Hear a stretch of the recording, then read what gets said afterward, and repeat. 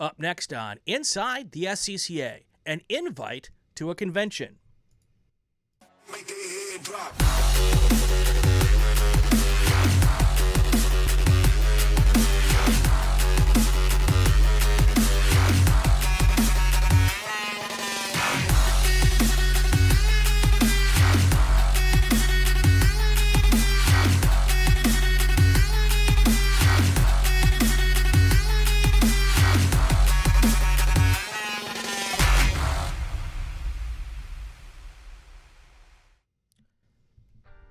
Welcome to this episode of Inside the SCCA.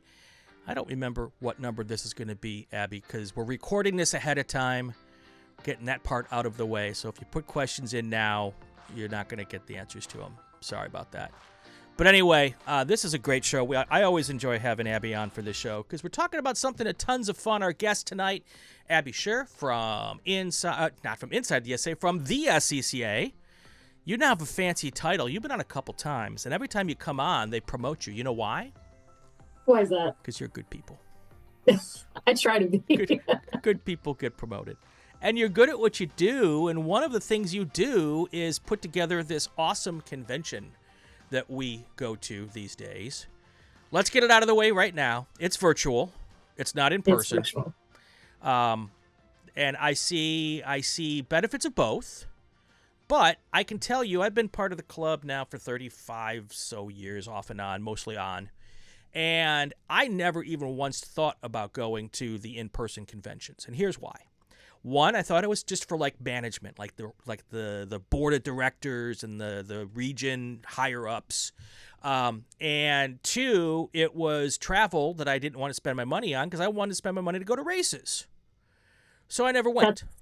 That's exactly it for me. Same exact thing. My PTO days were limited, and I wanted to spend those PTO days and that extra money going racing. So I never actually attended an in-person one either. Yep. So, but I get it. There's some people who want that face-to-face interaction. I get it that there's some parties that are fun to go to. I get it that you don't get to see people often, and I squeeze that in at the runoffs. I think anybody I'd want to see at a convention is probably at the runoffs or solo nationals. I'm fortunate I get to go to both now.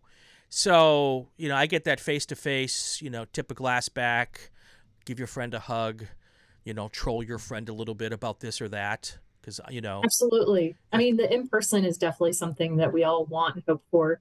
The logistics and expense behind it has just, over the years, become more difficult to handle. Yeah. And that is one of the reasons why the national office has taken on supporting the divisional conventions more, though, throughout the years than we have historically done. Right.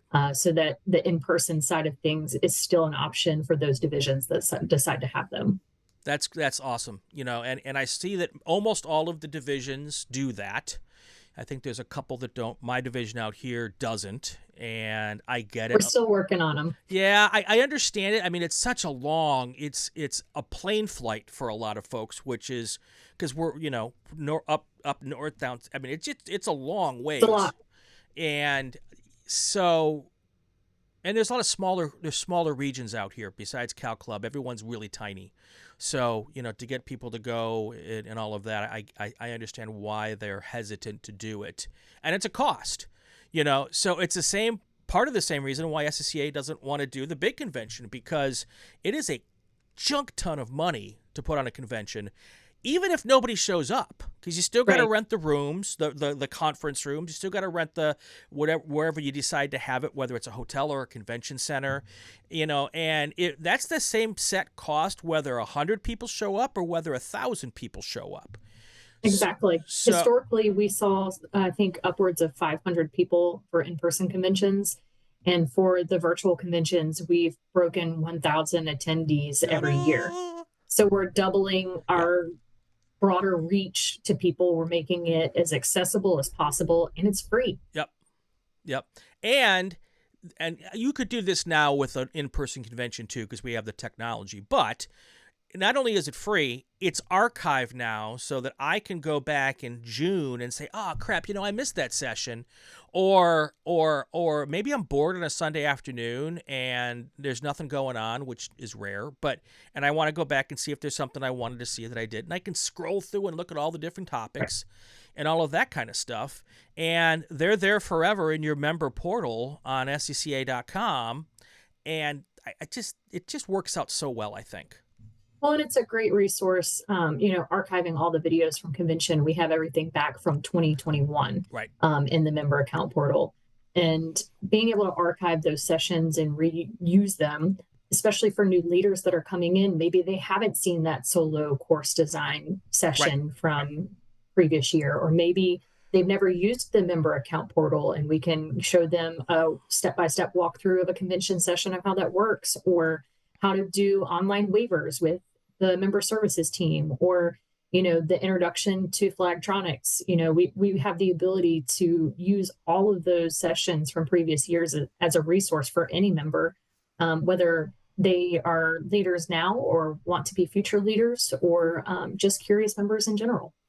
We want them to be future leaders. We love our current leaders.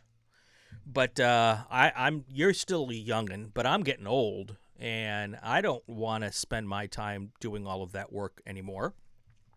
So we need young folks like you to say, hey, I want to be a flag chief, or I want to be a regional executive, and maybe bring some fresh thought process, some younger thought process. Nothing against us old folks, but we don't have very many new ideas anymore. We've used up all of our new ideas. So bringing some younger folks in, maybe be a board member and eventually a regional executive. That's important stuff just for the lifeblood and the continuing success of the club. So, I think the in-person or the virtual convention exposes more people to this, and maybe they won't be so timid, afraid. I don't know what the word is. Cautious. It's a commitment. It is a commitment, and it's not just, I don't think it's old versus young by no means. I think it's just finding the information and making it accessible to as many members as possible. I think being able to support volunteers, whatever their age, whatever their demographic, whatever their location, with all of this stuff being virtual, the accessibility is just astronomically different than, an in-person, which again, not something we don't want, but just making sure that as many people as possible can be a part of the convention is a huge win in our books. Yeah. I don't know, we've talked about this in the past. Maybe, every 5 years there's an in-person convention or whatever the case, or on special anniversaries, there's a good one. And I think the other thing that the virtual convention will do is be a marketing tool for that potentiality. Someone sees, oh, wow, I've had all this cool stuff at the virtual conventions. We're doing it in person. Maybe I will make the trip this year. Maybe it would be worth my while. So, again, I'm not deep teasing anything. I know nothing. Just like when I tell people I think we're going to take the runoffs back to Indianapolis sometime in the next couple of years. I don't know anything official. I'm more hoping that just putting it out in the universe. I'm just putting it out there, yes, and maybe it will come back to me because I want to drive at Indy someday. But if we ever do an in-person again, I think this is something that will say now people have an idea of what happens at a convention. And maybe they will say it's worth their time to go. So let's talk about it. Invite. Who came up with that? Whose idea? It was a hive mind. Our executive team. It was a hive mind. I definitely helped support a couple different ideas, and we all came together. Previous years, we talked about engaging people and connecting people. And I think the invite came from, we can't engage people we haven't asked to come join us. Yep. That it just kind of rolled right into invite, and it may seem a little silly and simple, but it's truth. If people have never, I was invited to come to a race. My first experience with SCCA Autocross was Autocross. I was invited to come to this car thing that someone, thought was really neat, and I went and checked it out, and I was hooked, hook, line, and sinker right out of the gate. And if somebody had never invited me to come check out this event that was local to me, I probably wouldn't be sitting here having this conversation today. It's as simple as that. Yeah. I mean, there's definitely a lot more layers to inviting people, whether they're volunteers or leaders, but it starts with just the simple, hey, people say they come for the cars, but they stay for the people, but the people have to send the invite to begin with. Exactly. There has to be, in today's world, you can stumble upon the SCCA. You can do a Google search. You can find us on social media. Right. And there are those options, but I don't think there's any better way to get people involved than a personal invitation. And Absolutely. getting folks to come out, especially, it's always better to come out if you know somebody. You Absolutely. can find them, you can say hi, even if you don't spend all day with them. If you've got someone who you can, get there and you'd send them a text in the morning, hey, I'm flagging station 4, come wave to me, and then at lunch I'll come by and say hi. It's a whole lot more engaging that way. So when I was like, invite, that's stupid, and then I'm like, wait a second, no, this is actually brilliant. I appreciate that. At first I was like, what the hell? Now, of course we're going to invite. And that's why I said it seems simple and silly at first, but when you really dive into it, most everybody that is a member of SCCA in some way, they were invited to join or see an event or drive, or it happened in some capacity. Yes, there are the first, second, third generation members that were just always around it. But for those of us that weren't, someone had to invite us. Right. And I think, we talk about one of the sessions that the marketing team is going to do is word of mouth, right. Word of mouth marketing. We were talking before we got on the podcast about, how you've grown so much, and word of mouth is a huge part of that. People talking about wanting to be on the Inside the SCCA podcast, and the exponential growth through word of mouth, which is inviting people, it's the proof is in the pudding. I haven't told you this, but upon further review and in thinking about this invite theme, I've decided that every podcast in 2025, I'm going to challenge the listeners to go out there and invite 5 people over the course of the year to an event.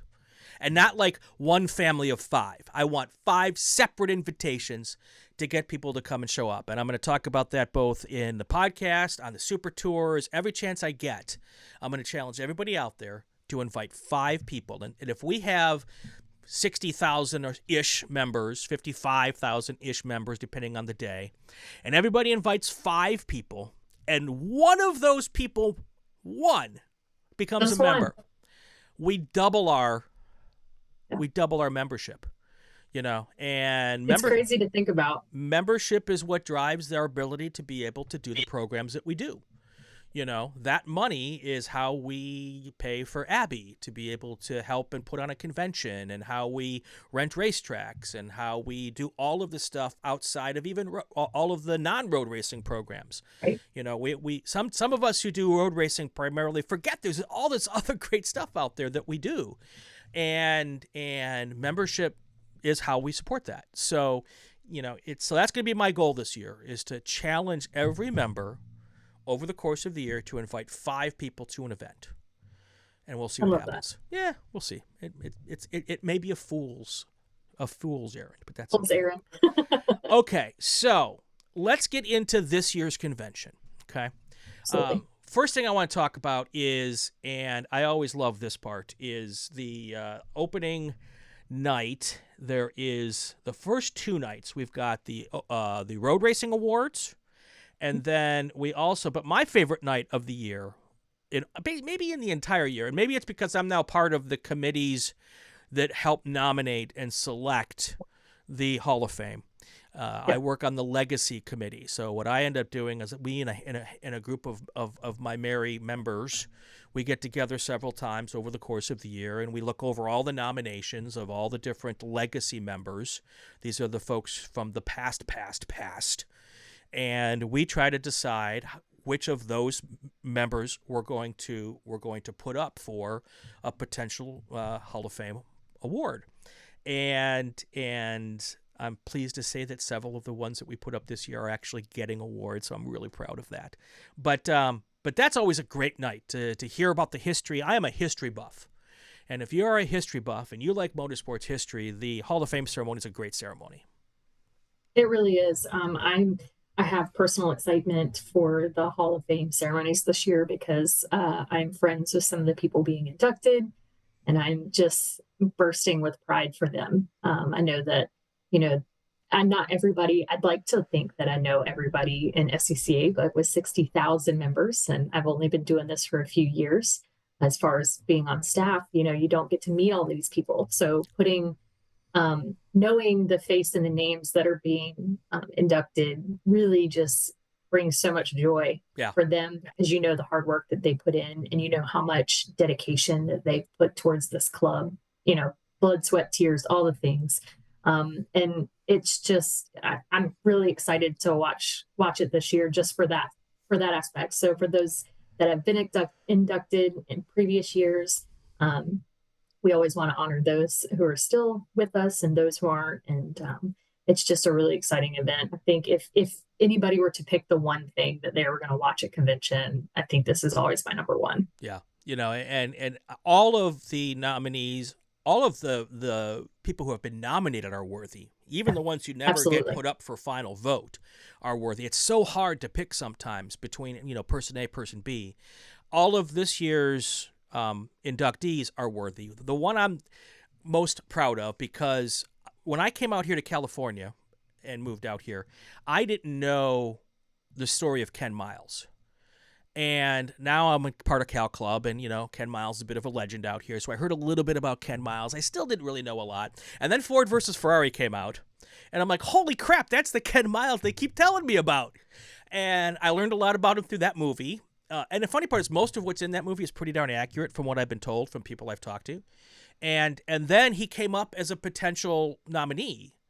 And we've advocated for him several years. And finally, this year, he is going to become an inductee posthumously.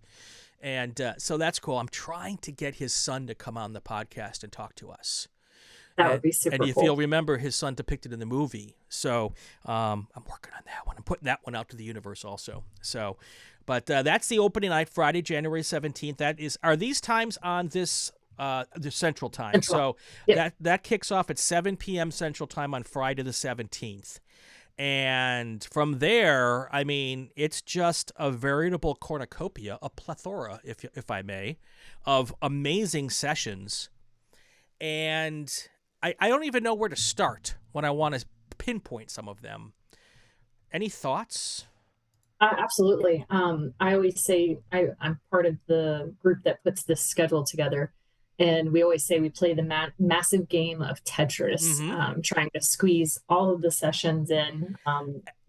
We do Thursday to Friday, and it's chaos in itself. But some of the sessions that I'd like to point out is Hayward Wagner is going to be doing what he's calling Invitation by Design. Okay. And it's how to invite people to events and the event experience, not just, it's not one specific program, it's for any type of program, whether it be rallycross or solo or road race or, road rally, all of the types of events that you can have and what that event experience looks like and how to plan and execute and ensure that people feel invited.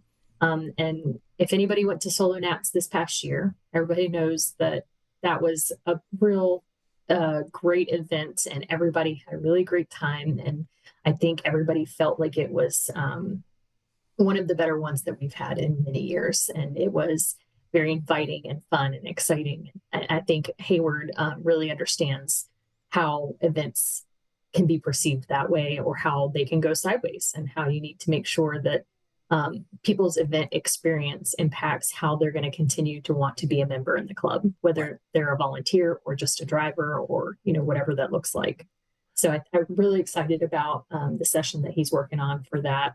I think he's going to have some really great insight into, everything he's experienced over the years with different events. I agree. And I want to know, one that has caught my eye that I'm going to try to get to is Rick Myers is going to do rule book trivia. And I want to know, is he going to put on the little mustache and do his best Alex Trebek impersonation? Because we got to do that. Honestly, I would pay to see that. No, wouldn't you though? Wouldn't you though? I think that could be a ton of fun. And I think that would be. And I want obscure rule cornucopia for 2000, Alex. Honestly, I think Rick would, of all people, Rick and, the SUB team that's helping him with that would definitely be able to find all the obscure rules for sure.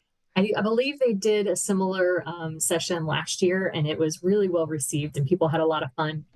It's going to be a little more laid back session, with the trivia style. Sure. But it's a great way to bring some light to maybe changes, updates, or anything that's coming for 2025 in a little more fun environment. So. Definitely. Solo is going to have starting line success, how to engage and elevate your region. That kind of falls into this invite idea as well. And, some regions have very strong and healthy solo programs. Others could use a little help with that. And I like when I think about these, when there's a chance for people to engage with each other in these things, it's nice because you can learn about maybe some of the successes or some of the failures, so you can hopefully emulate that success and avoid the failures. And this is that type of program. Absolutely. And I think a lot of people forget about starting line. I think starting line and programs like starting line and Tire Rack Street Survival, which there'll be a session for Tire Rack Street Survival, are great ways to invite people that have never been involved in racing in any capacity. And it's a really great safe space for them to learn and be a part of a program that maybe they wouldn't, off the street be interested in. So I think a lot of people tend to forget, because we're all so involved in motorsports, about what does that entry level side of things look like, and how can we cater to those that maybe haven't ever experienced motorsports in any way. So that session is going to be really great. Tracy Lewis is heading that session up, and she's a great part of the solo team.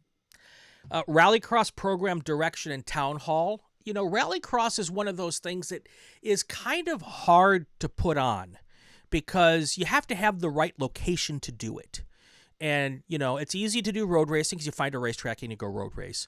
A little harder, but we've got solo places to go do solo. The easiest, of course, is road rally, because you just pick a road and put up a course. And go for it. Rallycross is a different animal. So it really is. And I think that's one of the things that they struggle with, in that program, is trying to help people understand what it looks like and how we would utilize a site.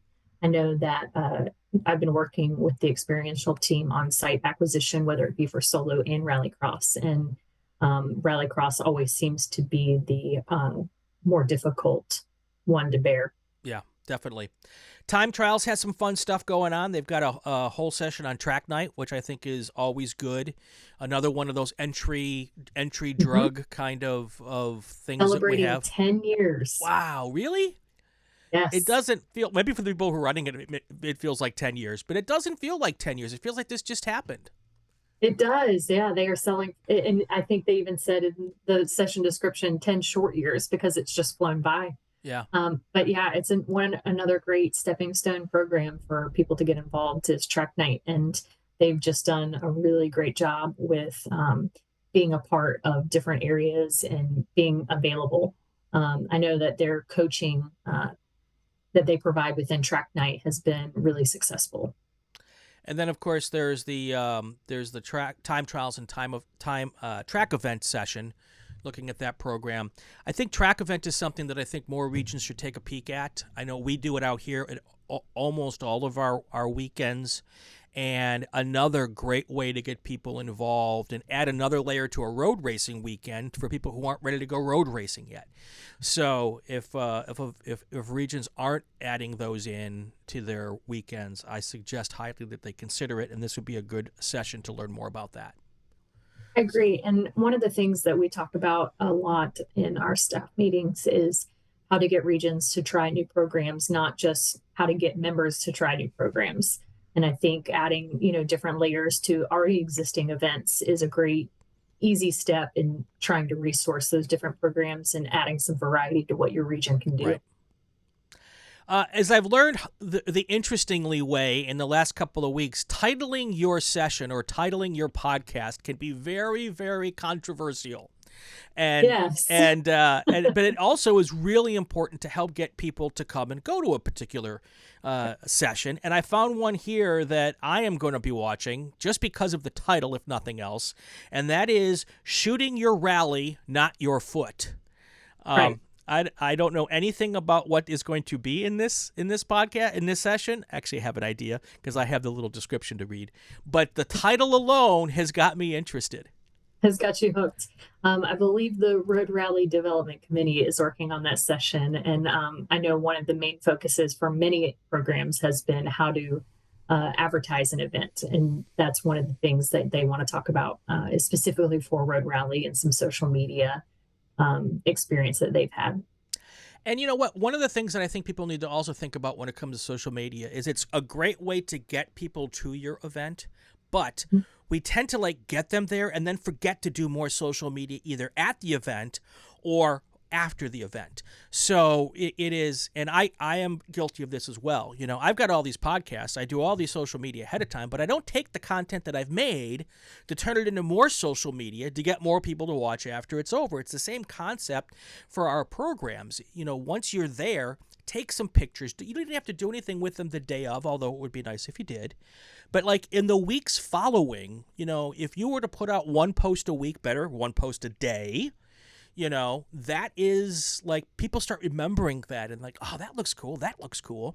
So, but yeah, so I think that's one of the things that all of our programs could work on a little bit more. But yeah, shooting your rally, not your foot. Love the title. I will be checking that one out. We also have some great partners that are going to be joining with a few sessions. Grassroots Motorsports is going to be doing a session. And I'm really excited to hear what they have to say. They're going to be talking about the next generation of grassroots motorsport racers and welcoming newcomers and how we can embrace them. And I think they do a really good job of representing the type of racing we're doing, not just the people that are on TV and not just the people that are, social media infamous, but true racers of SCCA and grassroots racing. So I think that session is going to be really fun to look at as a SCCA member as a whole. I think it'll be really relatable for many people. Right. All right, moving on to road racing. There is a lot of options for people there. You guys have split it up into two groups, which I think is great. Just general road racing topics, as well as a whole track of sessions for the stewards.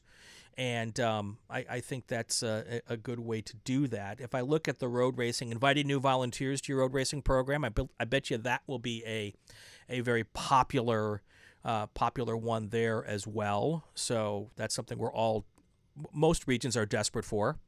And I think everybody can benefit from that. Maybe not even just on the road racing side of things, but Sydney Davis-Yeagle has been working a lot with new road race volunteers and how to support them.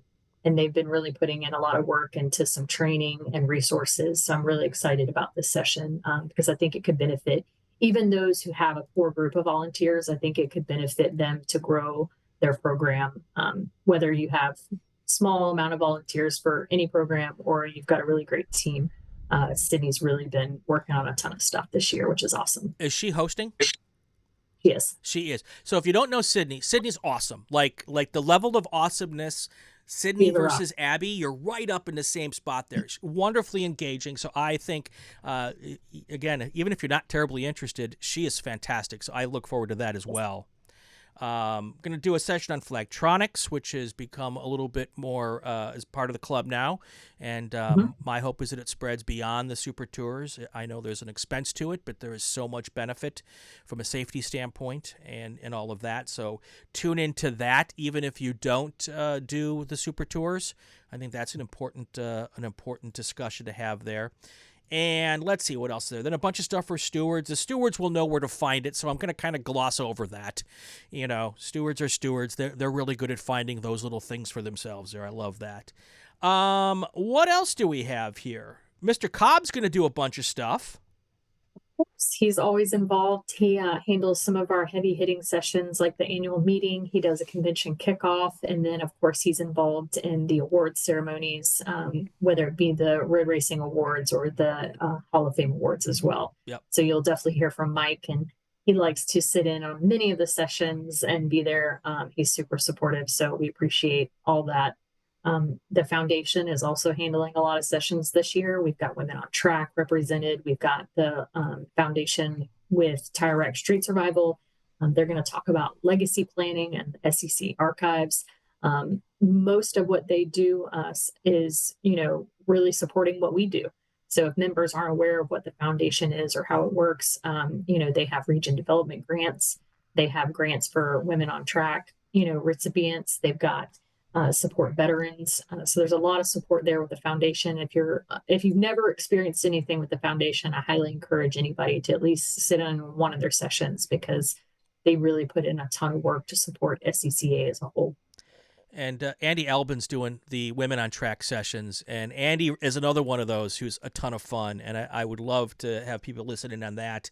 And even if you're not a woman on track, those of us who aren't women are myself is one of them, obviously. That was the dumbest thing I've ever said on a podcast. I am not a woman. But no, my point is that we can support the women, and Absolutely. And I think that's fantastic. So, and we have done work with Women on Track here on the podcast a lot. So, a great initiative. There's also a TireRack Street Survival session that we talked about a little bit earlier.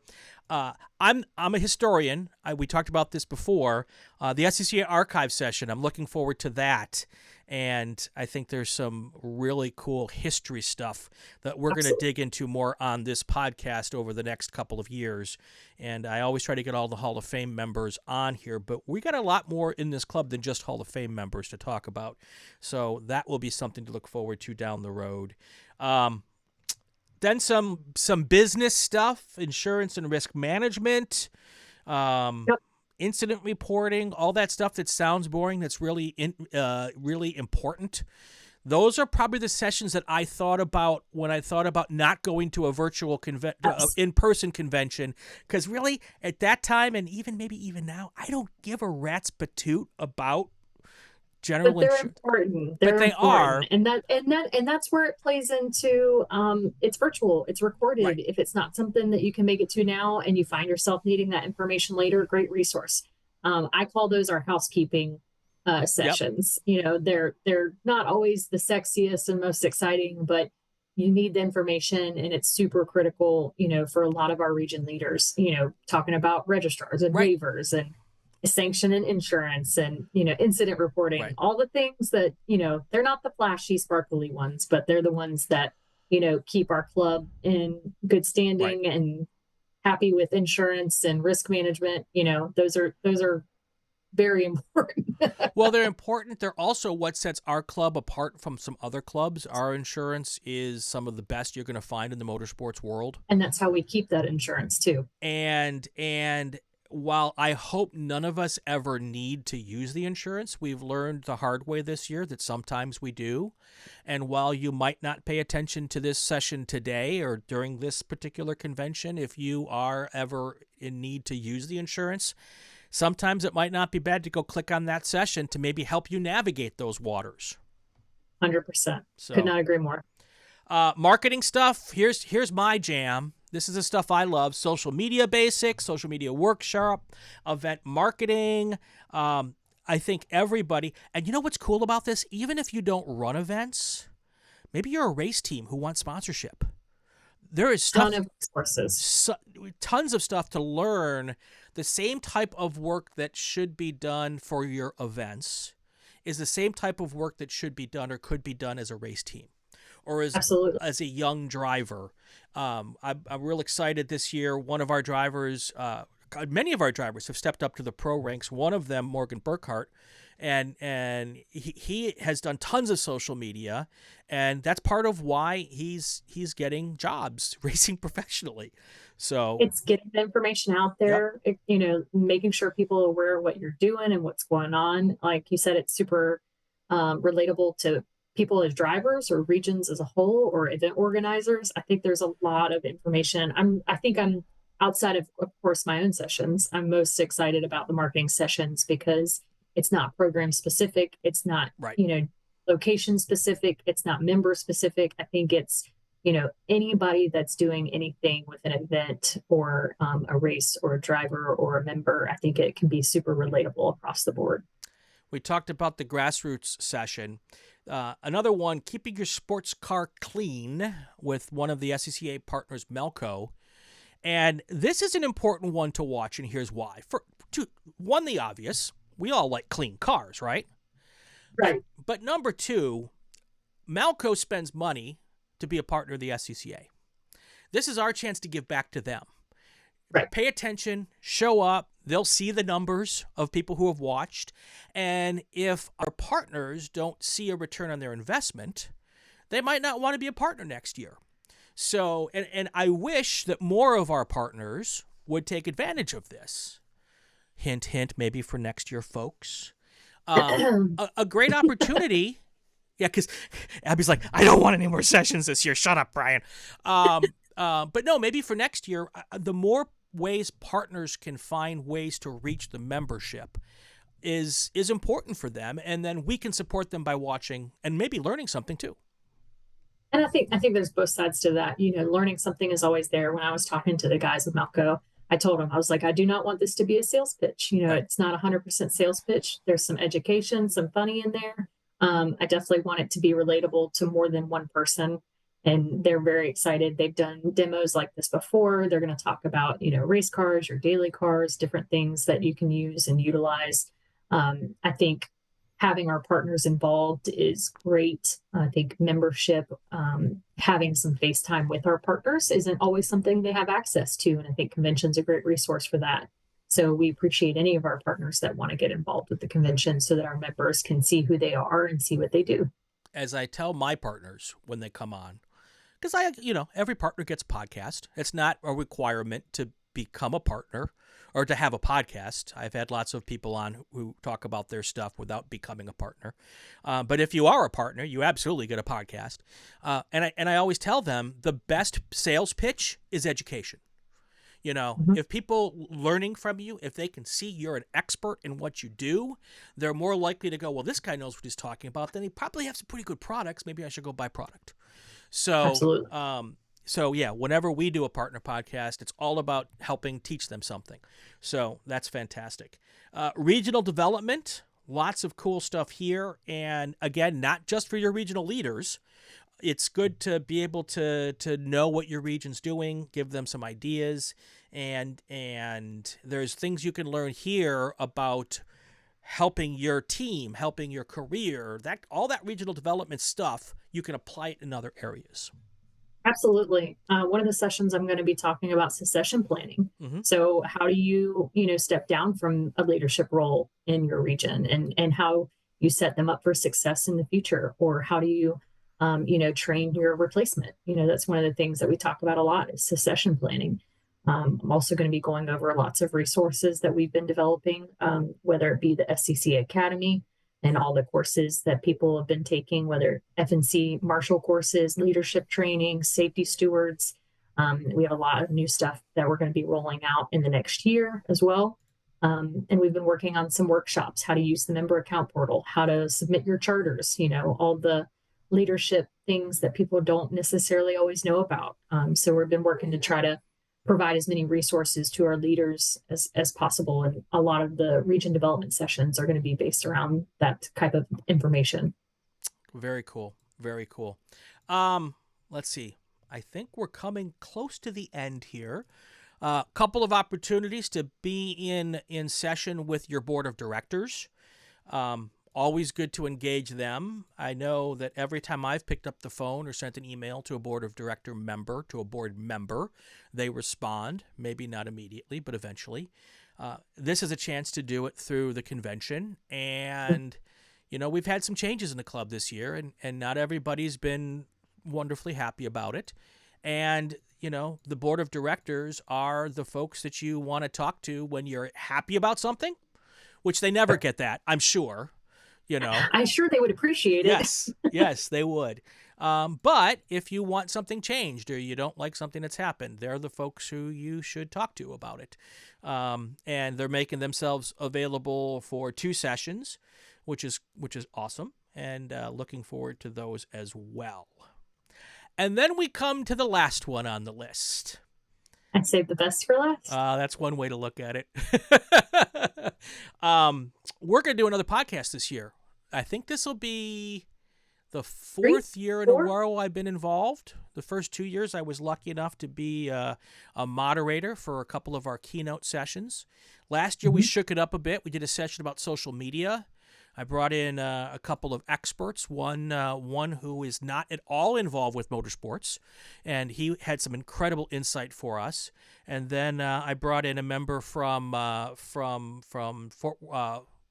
Star region. Texas? Yes, Yeah, Texas. who does a beautiful job with their social media, and she gave us some tips and hints and stuff like that. This year we're gonna do something a little funky. We're gonna go funky dunky this year.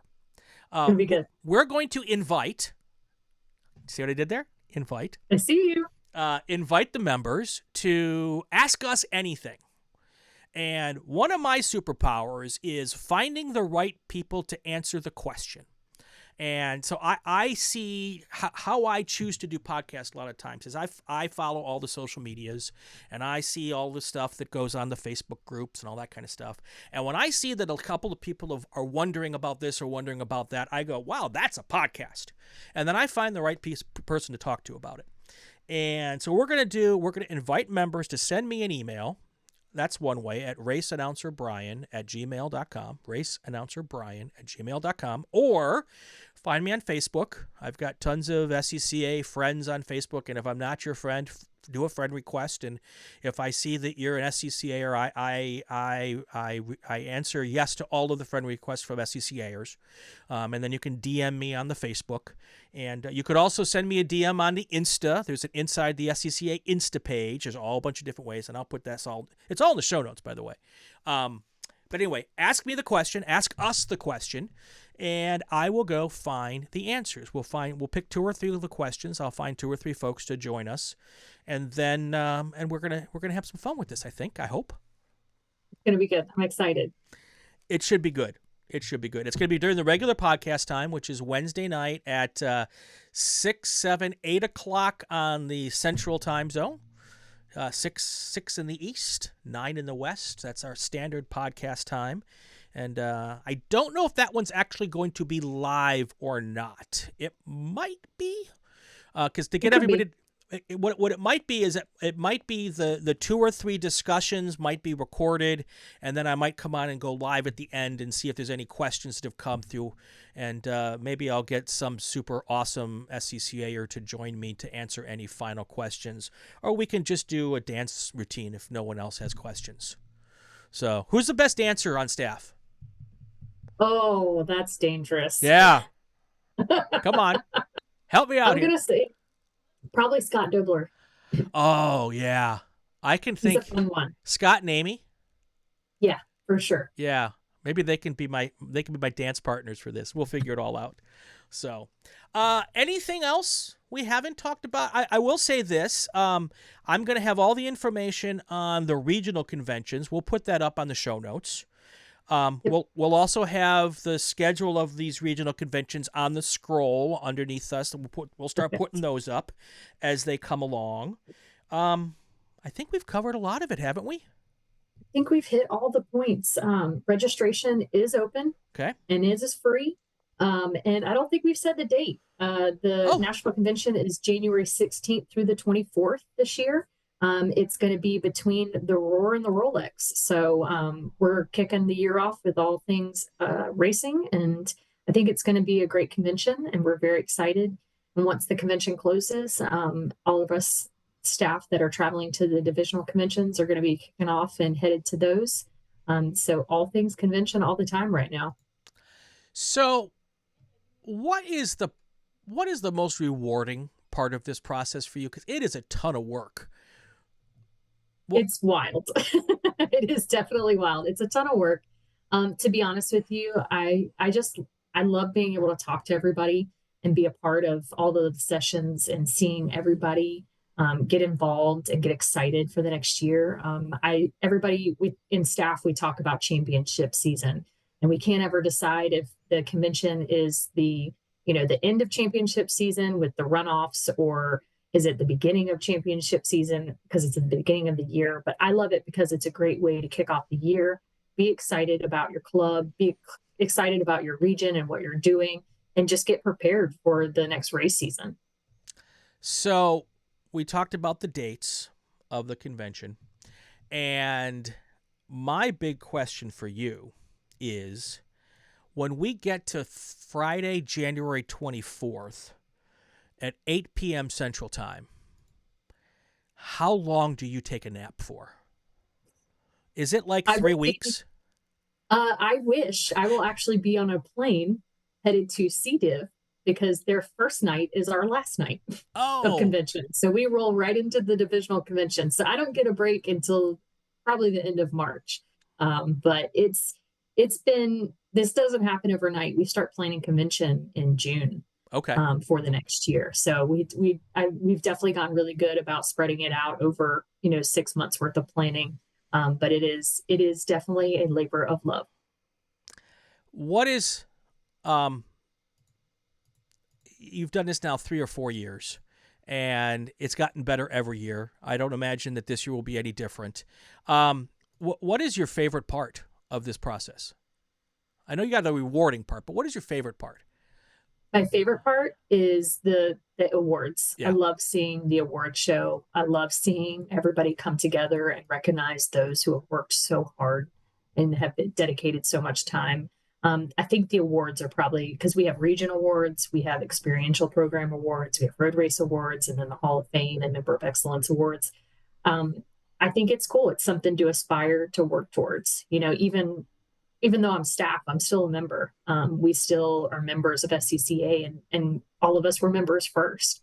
So being able to see our fellow members get recognized for all the hard work that they're putting in it's the payoff, and it's a lot of fun. There's a lot of people that it takes to put this thing on. Do you want to thank some folks, or we risk forgetting someone and making someone mad here? I would hate to forget somebody. It's all staff. I help organize this, but every staff member is responsible for putting on these sessions and developing the ideas. And we even have, our independent contractors and region leaders that help us. There's too many people. There's so much involved in putting, even though this is virtual, there's still so much involved. And even down to our supports partners like you. We couldn't put this convention together without, all the people that are willing to be involved and help us. So it takes a village. That's awesome. I would challenge 2 challenges to people out there. 3. I will start with the invite. This is my chance to say it one more time. I challenge every member out there to invite 5 people to an event this year. And if we all do that and we turn one of them into a member, that's fantastic. Second challenge is watch a session that doesn't fall into what you normally do. If you're a road racer, watch a solo session. If you're a solo member, watch a road rally session. Find something that maybe isn't in your normal realm of the SCCA world. Watch a session and maybe go do one of those events next year. That would be a ton of fun. I know I'm lucky enough that I try to hit every type of event at least once all year as a participant. I don't always succeed. The one I don't do is rallycross because that requires a specific type of car, and I don't have that. And I don't have many of those around here either, but that's a challenge I put out to people to do that. And then the last thing is, if you have an idea for a session at the convention, reach out to Abby next year. Wait till February or March. Yes, please. And because it's always fun to find something fresh at the convention. A lot of these sessions that we have are at every convention because they're important and they're kind of part of the routine stuff. But the sessions like I mentioned earlier, like what was the one I saw here that I love the title. It was a road rally session. Where am I at here? Let me go back. Road rally. Oh, yeah. Shooting your rally, not your foot. If you have the idea for a session and then maybe even volunteer to help host it. Crazy. We would love it. Yeah, absolutely. So, that's how I think I got involved. I think I volunteered. Absolutely. And those are the types of things that, when you got that one unique session every year that's fun and interesting, and let's not make the national staff come up with all the ideas or your regional staff come up with all the ideas. Come up with an idea yourself and pass it along. So shoot us an email, regionservices@scca.com. We'd love to have any suggestions. I actually keep a a document on my desktop of convention ideas that I add to throughout the year. So always happy to hear different ideas. All right. Have we missed anything? So I think that's it. We just hope that we see everybody there January 16 through 24. All right, Abby, thanks for helping me out with this. It's always fun to talk about the convention, and let's. I'm gonna pull a Mike Cobb. I challenged him to join me every 50 podcasts. I'm gonna put this one out. Let's do this again next year about the same time. How's that? Deal. All right, that's going to do it for another episode of Inside the SCCA, presented by raceschool.com. If you liked what you heard, subscribe to us on the Racing Network on YouTube and the RacingWire Podcast Network on any of the popular podcast platforms. Also, be great if you leave a comment, especially if it's a good one. Follow us on social media to find out who our next guest is and leave a question on Twitter. It's really simple, Race Announcer. Don't ask me how I got that, but I got it, and I'm not giving it up. I'm Brian Bielanski. Have yourself a fantastic weekend. Stay safe, and go play with cars. Hi, I'm Kelton Jago, and this is Inside the SCCA.